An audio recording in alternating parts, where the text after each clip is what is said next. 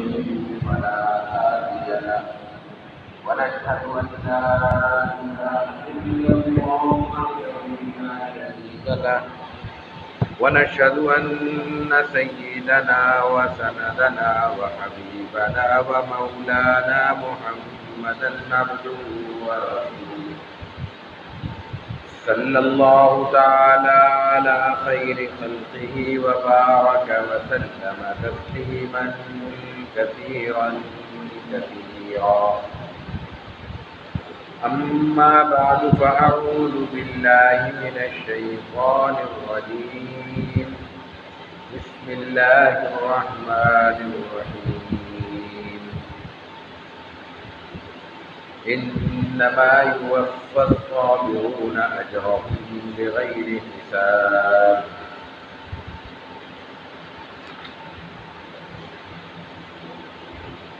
وعن أبي زيد أسامة بن زيد بن حارثة مولى رسول الله صلى الله عليه وسلم وحبه وابن حبه رضي الله عنهما قال: أرسلت بنت النبي صلى الله عليه وسلم: إن ابني قد اعتذر فشهدنا، فأرسل يقرئ السلام ويقول: إن الله ما أخذ وله ما أعطى وكل شيء عنده بأجل مسمى فلتصبر ولتحتسب. فأرسلت إليه تقسم عليه لتأتينها، فقام ومعه سعد بن عبادة ومعاذ بن جبل وأبي بن كعب وزيد بن ثابت ورجال رضي الله عنهم، فرفع إلى رسول الله صلى الله عليه وسلم الصبي فأقعده في حجره ونفسه تفاقا ففاضت عيناه، فقال سعد: يا رسول الله ما هذا؟ فقال: هذه رحمة جعلها الله تعالى في قلوب عباده، وفي رواية في قلوب من شاء من عباده، وإنما يرحم الله من عباده الرحماء. صدق الله العظيم وصدق رسوله النبي الكريم، ونحن على ذلك لمن الشاهدين والشاكرين، والحمد لله رب العالمين. حضرات محترم، ہماری اس جمعۃ المبارک کی نشست میں صبر کا بیان جاری ہے. ابھی جو حدیث مبارکہ آپ کے سامنے پیش کرنے کی سعادت حاصل ہوئی وہ حضرت ابو زید اسامہ بن زید بن حارثہ رضی اللہ تعالی عنہما سے منقول ہے. زید بن حارثہ رسول اللہ صلی اللہ علیہ وسلم کے خادم تھے اور آپ کو بطور غلام میسر آئے تھے، لیکن آپ صلی اللہ علیہ وسلم کا ان کے ساتھ سلوک غلاموں والا نہیں تھا. یہاں تک آپ کا حسن سلوک تھا کہ آپ کے تعلق کی وجہ سے لوگ ان کو آپ کا بیٹا کہنے لگے تھے، اور یہ بات اتنی مشہور ہوئی تھی کہ ان کا نام لوگ بھول گئے تھے. زید بن محمد نام اصل پڑ گیا تھا. تو تصور کیجئے کہ کس قدر ایک غلام کے ساتھ حسن سلوک ہوگا کہ لوگ اس کا اصل نام بھول گئے.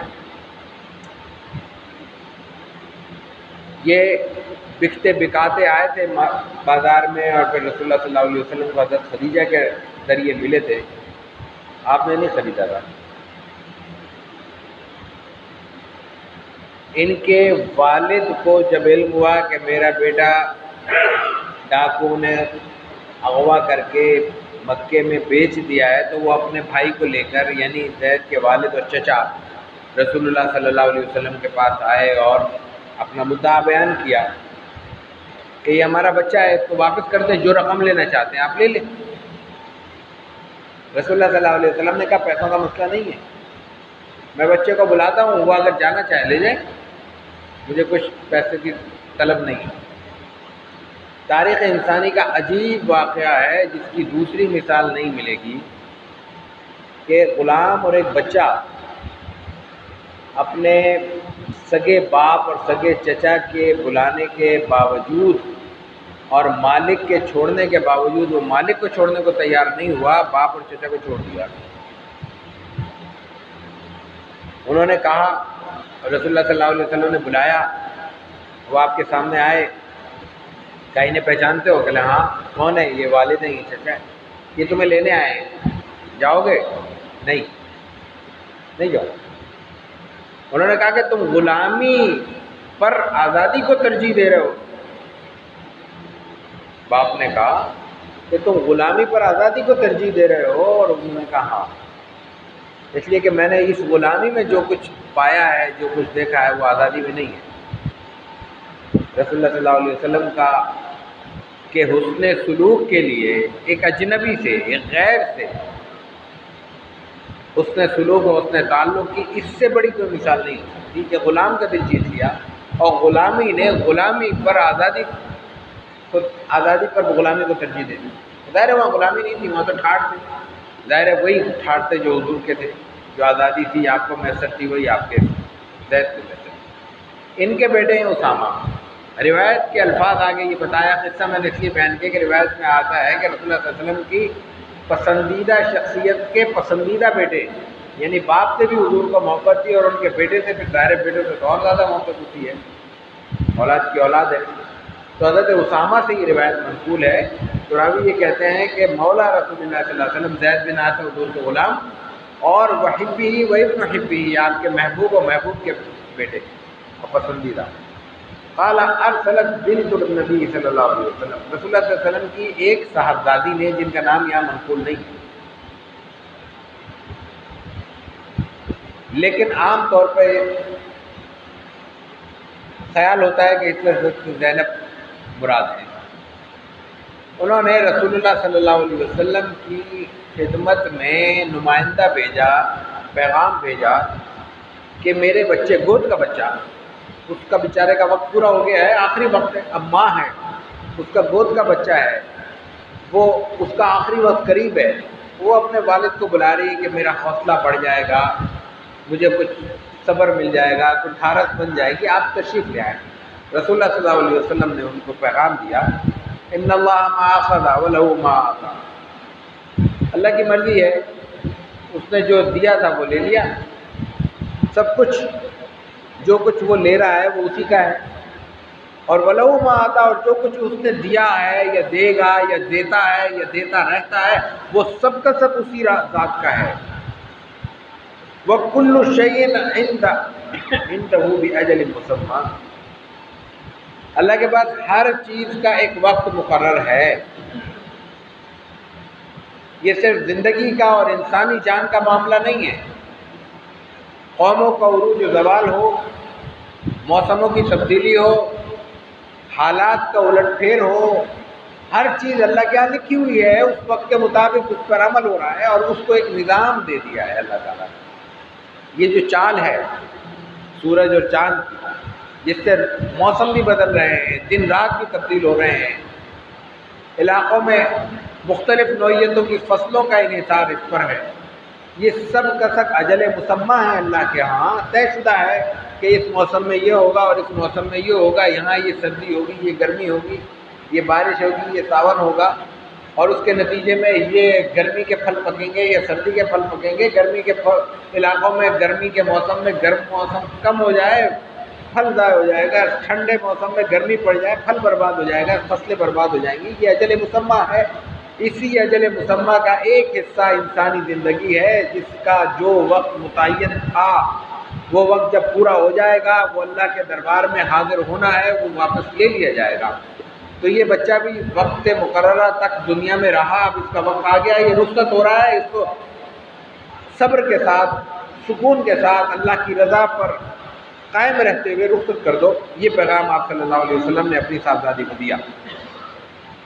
وَكُلُّ شَيْءٍ عِندَهُ بِأَجَلٍ مُّسَمًّى فَلْتَصْبِرْ وَلْتَحْتَسِبْ، صبر کرو، اپنے جذبات پہ قابو رکھو، اور وَلْتَحْتَسِبْ، تحتسب کا مفہوم ہے کہ زبان سے بھی حسبی اللہ کہو اور یقین میں بھی حسبی اللہ پیدا کرو کہ میرا سارا اعتماد، میرا سارا یقین اللہ کی ذات پر ہے، اور اس پر میں اس لیے یقین رکھتا ہوں یا رکھتی ہوں کہ اس کے نتیجے میں مجھے اس صبر کے بدلے میں اللہ تعالیٰ اجر عطا فرمائیں گے۔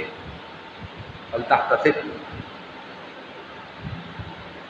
یہ پیغام حضرت زینب کو، یہ جو بھی آپ کی صاحبزادی تھی کو پیغام ملا، انہوں نے اسی کیفیت میں جو ایک انسان سمجھ سکتا ہے کہ ایک ماں کی گود کا بچہ انتہائی بچپن کی کیفیت میں واپس لیا جا رہا ہو تو اس کی کیا کیفیت ہوگی، اسی کیفیت میں انہوں نے پھر پیغام بھیجا۔ تقسم علیہ، رسول اللہ صلی اللہ علیہ وسلم کو قسم دی کہ آپ کو اللہ کا واسطہ ہے، آپ ضرور آئیں۔ جب یہ بات ہوئی تو رسول اللہ صلی اللہ علیہ وسلم کھڑے ہوئے، آپ صحابہ میں بیٹھے تھے، مصروف ہوں گے، اس لیے کہ جو انداز ہے گفتگو کا اور جو صحابہ آپ کے ساتھ جاتے ہیں پھر روانہ ہوتے ہیں، جیسا آگے روایت میں آ رہا ہے، اس سے اندازہ ہوتا ہے کہ کچھ اہم نشست تھی، مشاورت تھی کچھ، کیونکہ انتہائی جلیل القدر صحابہ کرام اس وقت وہاں موجود تھے۔ تو رسول اللہ صلی اللہ علیہ وسلم جب روانہ ہوئے، علم ہوا آپ کے ذریعے، تو صحابہ بھی آپ کے ساتھ کھڑے ہوئے۔ کون کون کھڑے ہوئے؟ سعد ابن عبادہ، انصار کے سردار ہیں، معاذ ابن جبل، انتہائی بڑے فقیہ صحابی ہیں۔ رسول اللہ صلی اللہ علیہ وسلم نے مدینہ منورہ پہنچنے کے بعد جب مواخات کرائی تھی، دو دو افراد کو بھائی بنایا تھا، تو حضرت معاذ بن جبل انصاری ہیں، عبداللہ بن مسعود مہاجرین میں سے ہیں، ان دونوں کو بھائی بنایا تھا۔ دونوں فقیہ تھے، وہ عمر میں زیادہ تھے، یہ عمر میں کم تھے، دونوں کو ملا کے جوڑا بنایا تھا تاکہ ایک دوسرے سے سیکھیں اور پھر آگے جا کے اس سیکھے ہوئے پر عمل کر سکیں۔ اور اس کے بعد پھر یمن کا آپ کو نگران بنا کر بھیجا تھا، وہ ایک الگ روایت ہے، الگ تفصیل ہے، کبھی آئے گی انشاءاللہ اس پہ بات کریں گے۔ تو دوسرے صحابی آپ کے ساتھ کون کھڑے ہوئے؟ معاذ ابن جبل رضی اللہ تعالی عنہ۔ تیسرے آپ کے ساتھ کھڑے ہوئے ابی ابن کعب۔ ابی ابن کعب کے لیے رسول اللہ صلی اللہ علیہ وسلم نے فرمایا اقرؤہم، مدینے میں انتہائی آخری وقت تک جو صحابہ رسول اللہ صلی اللہ علیہ وسلم سے سیکھ چکے ہیں، پڑھ چکے ہیں، جان چکے ہیں، قرآن پہ انتہائی گرفت رکھنے والے صحابہ ہیں، ان میں بھی اقرؤہم ہیں، ان سے بھی بڑے قاری ہیں، یعنی بڑے بڑے قراء مدینے کے صحابہ رسول اللہ صلی اللہ علیہ وسلم سے براہ راست قرآن سیکھنے والوں کا کیا مقابلہ ہمارا، ان میں بھی سب سے بڑے ہیں یہ ابی ابن کعب رضی اللہ تعالیٰ قرات میں، یہ صاحب چلے ہیں۔ اور چوتھے صحابی کا نام ہے زید بن ثابت، زید بن ثابت چلے ہیں۔ زید بن حارثہ کا ذکر آیا ابھی ہم نے، یہ زید بن ثابت آپ کے ساتھ چلے، ورجال اور کچھ اور لوگ، تو چار تو بڑے صحابی آپ کے ساتھ جا رہے ہیں، اس کے ساتھ کچھ اور لوگ ہیں، تو اس کا مطلب ہے کچھ مشاورت میں تھے، اس لیے آپ نے پیغام بھیج دیا تھا کہ صبر کرو۔ لیکن جب انہوں نے قسم دی اور بہت زیادہ اصرار کیا تو رسول اللہ صلی اللہ علیہ وسلم روانہ ہوئے۔ صاحبزادی ظاہر ہے کہ چھوٹا سا مدینہ تھا، آپ پہنچ گئے۔ پہنچنے کے بعد رفع الی رسول اللہ صلی اللہ علیہ وسلم سبی، وہ بچہ آپ کے پاس لایا گیا، فاقدہ فی حجری، آپ نے اس کو اپنی گود میں بٹھا لیا، لٹا لیا، ونفسہ تقعقع، آخری وقت قریب تھا، تو وہ جان کنی کے عالم میں جو سانس اکھڑ رہا ہوتا ہے وہ کیفیت تھی، وہ آواز آ رہی تھی، اس کو کہتے ہیں قعقع، تقعقع۔ ففاضت عیناہ، اب ظاہر ہے کہ نانا ہے، آپ کی بیٹی کا بچہ آپ کی گود میں ہے اور یہ عالم ہے چھوٹے سے بچے کا، آپ صلی اللہ علیہ وسلم کی آنکھیں بہہ پڑی، آنسو آپ کی آنکھوں سے رواں ہو گئے۔ فقال سعد بن عبادہ سنجیدہ اور سینئر صحابی ہیں، رسول اللہ صلی اللہ علیہ وسلم بار بار صبر کی تلقین فرماتے ہیں کہ بھئی کوئی بھی ایسا مسئلہ ہو تو صبر کرو، آپ کے آنکھوں سے آنسو بہہ رہے ہیں خود، تو سعد فوراً کہتے ہیں کہ یہ کیا ہے یا رسول اللہ ما ھذا، یہ آنسو کیسے آپ کی آنکھوں میں؟ اب جو بات کہی ہے وہ ہے اصل سمجھنے کی، یہ پس منظر تھا، اس پس منظر میں بھی ہمارے لیے سبق ہیں جو ہم نے جن کی طرف ہلکا سا اشارہ کیا، لیکن جو اصل بات رسول اللہ صلی اللہ علیہ وسلم نے فرمائی وہ یہ ہے جو آپ فرما رہے ہیں۔ آپ نے فرمایا هذه رحمۃ جعلها اللہ تعالی فی قلوب عبادہ۔ اس میں اجنبی بات کیا ہے؟ اس میں حیرت اور اچنبے کی بات کیا ہے؟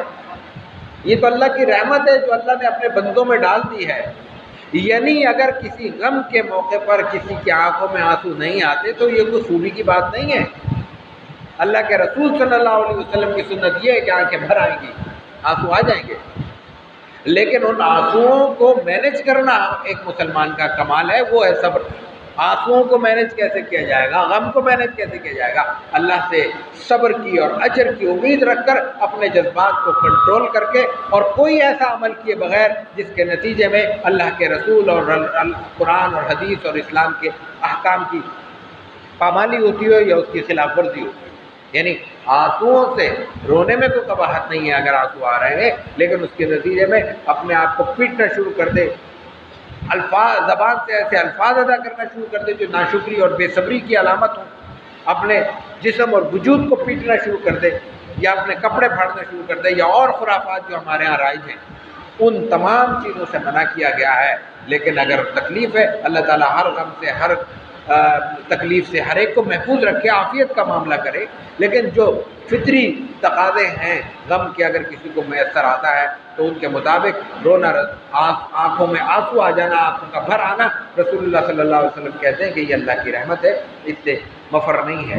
وہ پھر روایت، دوسری روایت میں آپ نے فرمایا فی قلوب من شاء من عبادہ، اللہ ہر بندے کو یہ نرمی نہیں دیتا، جس کو چاہتا ہے اس کا دل اس قدر نرم کر دیتا ہے کہ وہ غم کے موقع پہ بھر آتا ہے۔ یعنی یہ بھی اللہ کی رحمت ہے جو اس کے خاص لوگوں کو اللہ کی طرف سے عطا ہوتی ہے۔ وَإِنَّمَا يَرْحَمُ اللَّهُ مِنْ عِبَادِهِ الرُّحَمَاءَ، اور اللہ بندوں میں سے اگر کسی کو یہ کیفیت عطا کرتا ہے تو انہی کو عطا کرتا ہے جو رحم دل ہوتے ہیں، اللہ کی مخلوق پر رحم کرتے ہیں۔ یعنی یہ رحم دلی کی علامت ہے، یہ اللہ کی طرف سے ایک انعام ہے، اور اللہ تعالیٰ کی طرف سے یہ کیفیت ان لوگوں کو عطا ہوتی ہے جو اللہ تعالیٰ کے پسندیدہ ہوں۔ تو یہ بنیادی سبق اور ہمارے لیے درس ہے اس حدیث مبارکہ میں کہ اپنے کسی بھی ایسے موقع پر جس سے اللہ تعالیٰ ہمیں ہر ایک کو محفوظ رکھے، عافیت کا معاملہ فرمائے، لیکن خدا نخواستہ کوئی ایسی تکلیف ہو تو اس موقع پر جذبات کے اظہار کے لیے اگر آنکھیں بھر آتی ہیں، آنسو بہہ آتے ہیں، تو اس میں کوئی قباحت نہیں ہے، لیکن اس موقع پر اپنے جذبات کو قابو میں رکھتے ہوئے جس حد تک اللہ سے لو لگائے، اللہ سے صبر اور اللہ سے اجر کی توقع رکھے، اللہ کے آگے گڑ گڑائے اور روئے اور دعائیں مانگے، اس سے بڑھ کر اور کوئی انسان کا نہ وظیفہ ہونا چاہیے نہ انسان کے لیے مفید عمل ہے۔ اللہ تعالیٰ عمل کی توفیق عطا فرمائے۔ وآخر دعوانا ان الحمدللہ رب العالمین۔